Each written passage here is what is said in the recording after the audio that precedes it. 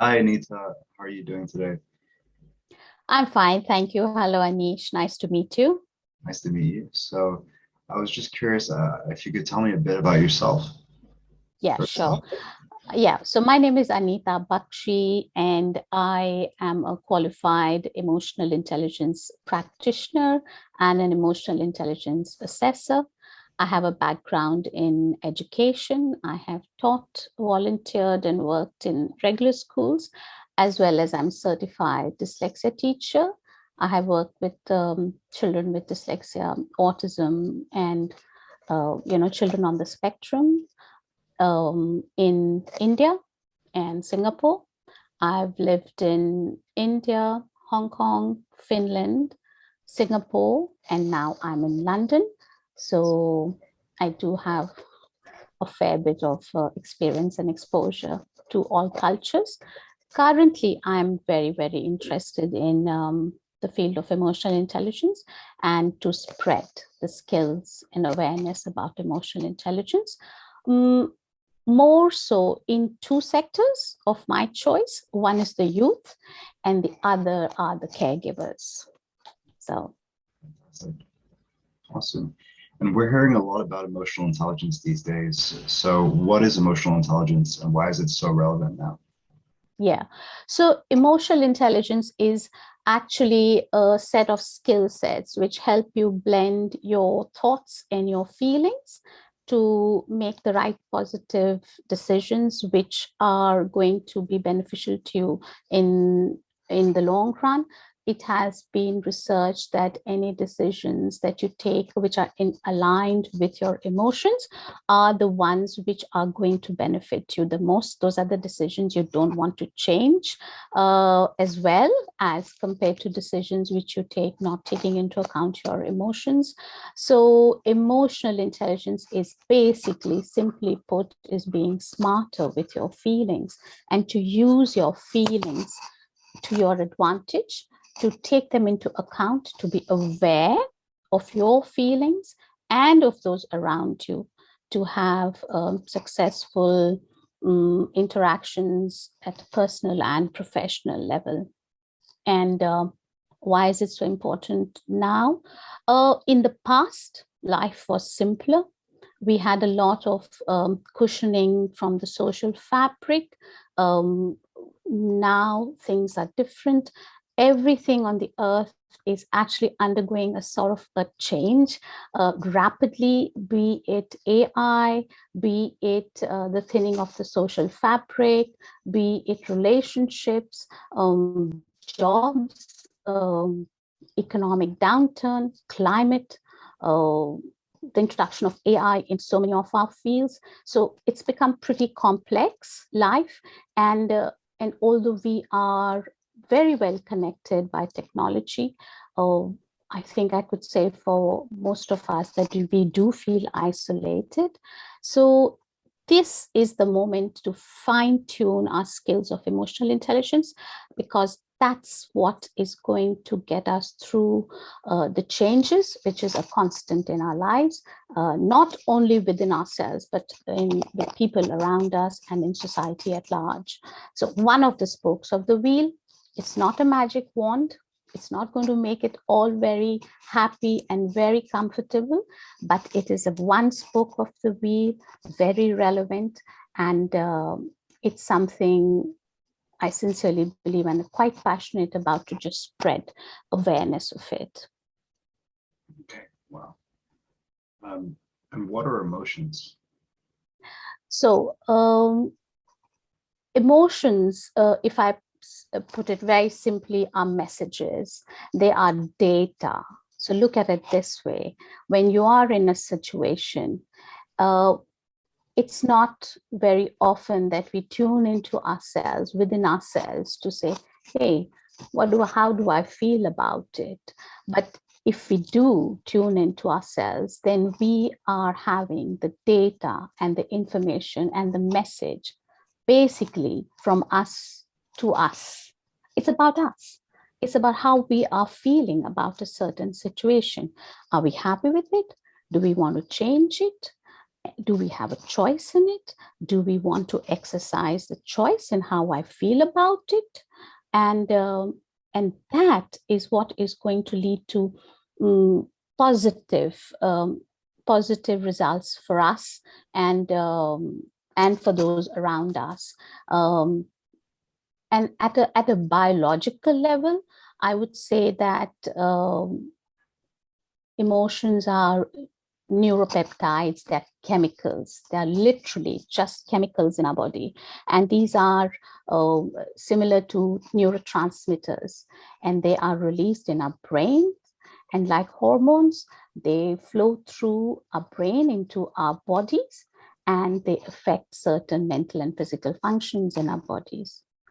And the thing about emotions is, the thing about these chemicals is that these chemicals each have a specific structure. So when you have a stimuli, I'm just going to explain a little bit in detail because it's really very important to understand this. So when you have a certain stimuli, the neurons in your brains get all fired up and they start interacting with each other, and they form a sort of a network or a pathway. And what happens is that that pathway then releases these neuropeptides, and those flow into from our brains into our bodies, each having a unique structure. So when you have a unique structure, which we say they have a key, so they go through our bodies and they look for receptor sites on our cells, which are the locks. So you have a certain neuropeptide flowing through our body with a certain structure, which is the key, looking for a receptor sites on the cells. And then when they join, that completes the circuit, and then more of those are released. So the thing with emotional intelligence is that if we can somehow be conscious of what neurons, what circuitry we want in our brains, yes, and do we have a choice? So for example, if I am prone to feeling anxious, I lose my keys, I feel anxious. I am late for the train, I get anxious. I get sweaty hands, I have palpitations, I have some triggers, all of that. Then what happens? So as I was saying, so when we are prone to a certain emotion and we experience it more often than other emotions, the chances of us experiencing that emotion are much more in newer situations.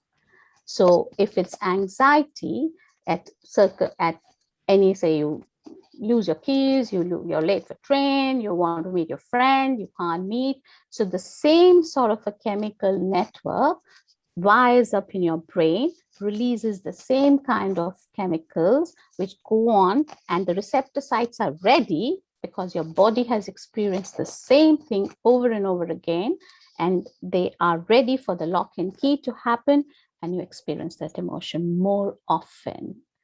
So if you were to think and say, hey, I have a choice. This time, if I lose my key, let me try to think of something else, or let me try to experience something else, get happier thoughts, try to wire my brain differently, then those structural chemicals are going to go into your brain looking for the receptor sites which fit those keys. So, and even if it is something you struggle with, it starts by building a very thin sort of a stream, which could with practice over time become a road, become a highway, become a motorway. So the brain can be trained to use an alternative path of responding to any given situation, rather than something which it just does it because you're on autopilot and it's the easiest for your brain to do. So the skills of emotional intelligence come into play at this point, where we want to choose our responses, where we don't want to be on an autopilot, but we want to be responding rather than reacting to a given situation. So that's the whole story behind a lot of emotions. I've put it very, very simply so that it's easier to understand and it's easier to see if you can choose an alternative way of thinking when you have a certain stimuli which triggers a certain response in you. And one of the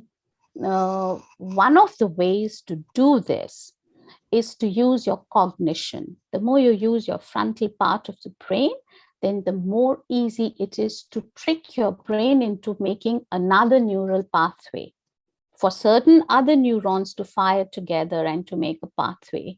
So when you have to use your cognition, then, things like music, art, solving mathematical problems, speaking in another language, or something which involves your cognition helps. Closing your eyes and thinking in great detail about an architectural structure. So the more you use your cognition in these times, the better it is for your brain to say, hang on, let me make some new pathways for different set of chemicals to be released, which will then flow through your brain and your body, and the triggers which are making you anxious or anything else that could be stopped at a fastest rate. Yeah. Awesome. Is that understood? Yeah, definitely. Yeah. And how do we develop the skills of emotional intelligence? Are they learnable? Yes, they're definitely learnable. So I'm on a journey of, becoming a coach in emotional intelligence from an organization called 6 Seconds. And 6 Seconds is a not-for-profit organization which is doing a lot of research and helping spread the knowledge and awareness of emotional intelligence by disseminating methods and tools. The tools, one of the tools that I'm going to talk about, or one of the ways to develop emotional intelligence is by developing 3 skills. And at this point, I'd just like to share the screen. So Anish, so can you see this circular model? This is developed. This is the, one of the ways where we can develop our emotional intelligence. It's called the KCG model. It's a very simple tool, but very effective. I have to say it sounds simpler when things are going well, but at times of challenge, this is where you have to practice these skills. So here we have K is know yourself, where you say know yourself means where you are very clear about what you feel and what you do. I'm going to explain that a little later. Choose yourself is when you do what you intend to do, what you mean to do. And give yourself is when you do things for a reason. So coming to know yourself is where you are very clear in what you do. Here, the key word is what. What are you feeling? What are you doing? What do you want to continue doing? What do you want to change about a certain situations? What are your strengths? What are your areas of opportunities? What do you want to change about them? So the what in our lives comes from know yourself. Now, when you talk about choose yourself talks about doing what you intend to do. So this gives you the how of our lives. How do you want to react, to respond to a certain situation? How do you want to respond to a person? How do you want to collaborate with somebody? How do you want to not be on an autopilot and respond? So doing what you intend to do, making choices. This is very important to know, that this is the thing about that you do have a choice daily for simple stuff and for big decision making. So this is choose yourself. And when we come to the give yourself part, that is the part about doing something for a reason. And this is answered by the question, why? So why are you doing it? So to have a long arching goal in life, to have values, to align our lives to our values and beliefs, to do something with a purpose. So when you follow, you could do it on a daily basis for smaller things, but for larger decision making. But when you have the KCG model, and as you see, it's circular, it's not linear. You can start from anywhere. You can start to think about what are my values? And then you can choose how are you going to achieve them. And then you can think about, what do I feel currently? So what you are thinking now and why you want to live in a certain way, the middle bit, the how bit is your choices that you're going to make. And it's a circle. You can start anywhere. And as you live daily, for smaller decisions, for bigger decisions, for any stimuli that you have, you can go around it. You spin the wheel of knowing and choosing and giving. And that's how you do. And once you do it and you become good at a certain situation, you have to start all over again for another situation, because it doesn't stop. These are emotions. They change minute by minute. Situations change minute by minute. So this is something which is ongoing. But the thing is, the more you practice, the better you become at it, and the more aware you are of the whole process. So that's how you learn the skills of emotional intelligence. At 6 seconds, they have this very simple but effective method. So yeah, so I hope it's clear. It is clear. Yeah, definitely. Awesome. And you mentioned the skills of EQ are learnable and measurable skills and competencies. How do we measure them? Could you explain that? Yeah, so they are learnable by this method, and there are other tools as well, which we could talk about at any other point, but also they are measurable. So once again, 6 seconds has got this fantastic assessment. It's called the 6 seconds emotional intelligence assessment, SEI. It's called the SAY assessment. It's one of those very simple to do assessments. It's online. You could do it in more than one languages. I think it has many languages that you could do it on, and it gives a sort of not just an assessment, but also a direction.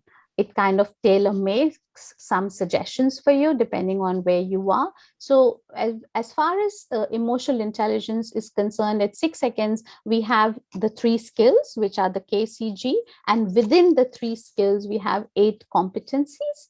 And the assessment measures where you are in the 3 skills and the 8 competencies. The 8 competencies, I could briefly touch on them today or at any other point. So they measure these competencies and your skills, and they kind of give you a tool to change, a tool to make progress, and and a way to put all the knowledge that you have, all the information that you have into action. So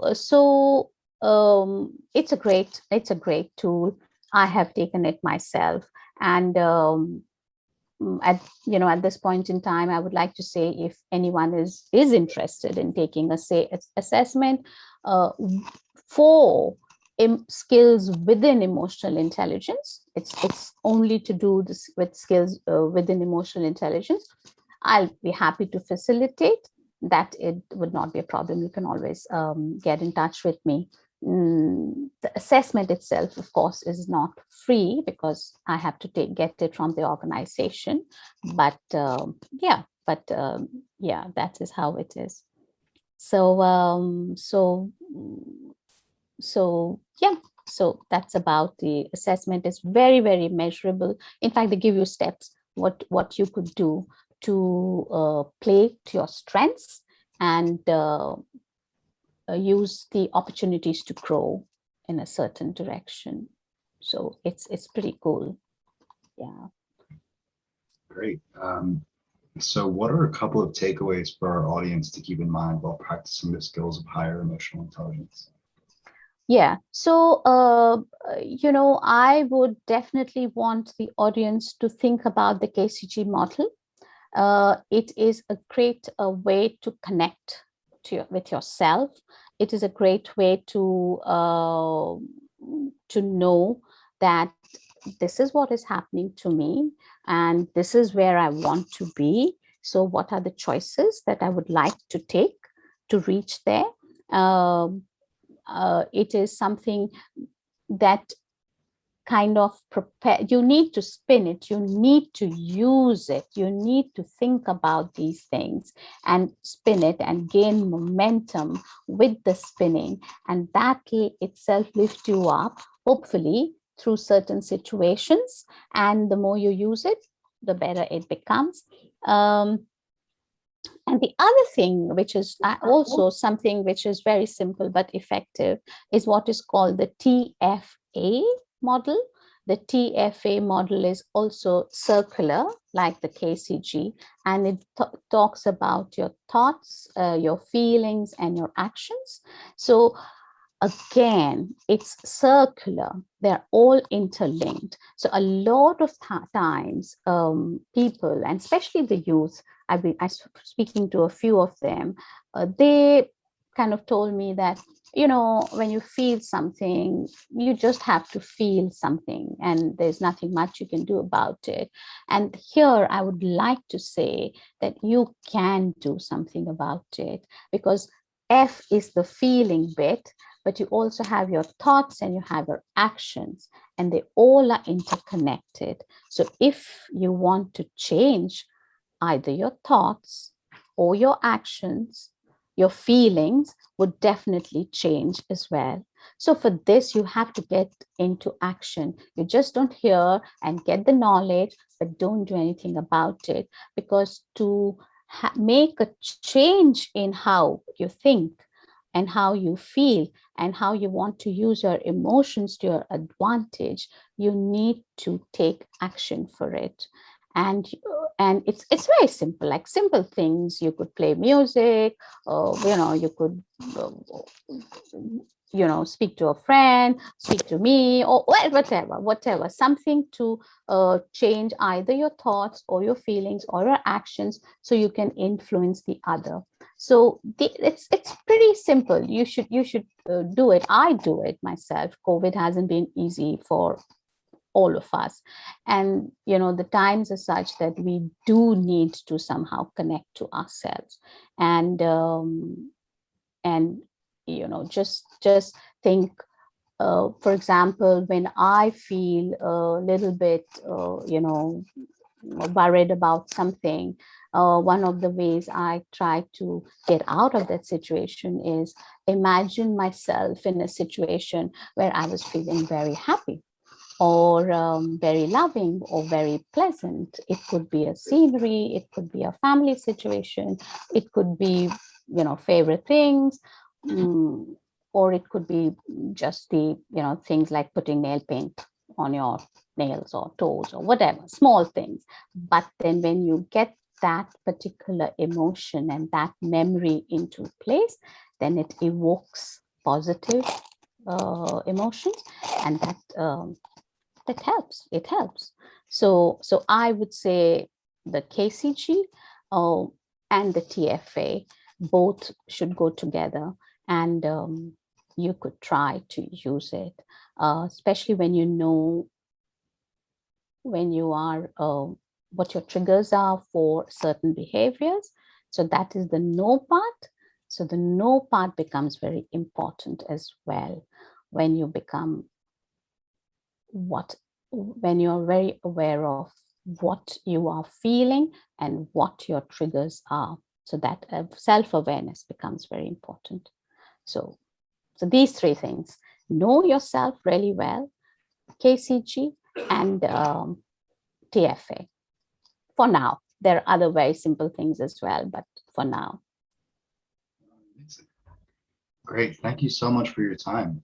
That's incredibly interesting, and so good to understand that a bit more. Thank you. Thank you, Anish. I hope that was useful. If you have any questions, you could always get back to me, and I'd be very happy to answer them. I'd just like to end with this beautiful quote by Viktor Frankl, which says, "Between stimulus and response, there is a space. In that space is our power to choose our response, and in our response lies our growth and freedom." So we always have a choice, and we should just pause and think about our choices. And and it always helps. So thank you for this opportunity, Anish. Thank you so much.